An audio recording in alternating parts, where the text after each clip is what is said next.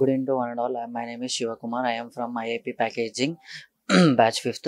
So I get an opportunity to chance to in Indian Institute of to for this event. In this event, I meet some of the client SARS like Chakravarti sir and some Dr. Deepak sir and laboratories through online. He said pharma industry is going through and in packaging like booming, like they are totally three steps are involved in mostly in packaging, like they are innovation, ideas and develop to provide the to consumers. ఇప్పుడు normal అసలుకి యాక్చువల్‌గా plastic అనేది మనకి బెస్టే. First thing observe చేయాలంటే. ఎందుకంటే ఇప్పుడు మనకు morning నుంచి ఈవినింగ్ వరకి మన డైలీ రొటీన్ లైఫ్‌లో ప్లాస్టిక్ అనేది కీ రోల్‌గా ప్లే చేస్తది.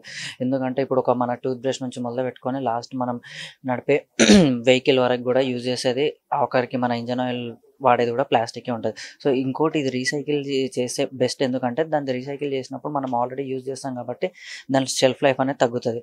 సో, రీసైకిల్ చేసిన ప్లాస్టిక్ ఇంకా చాలా better compare to first plastic కన్నా.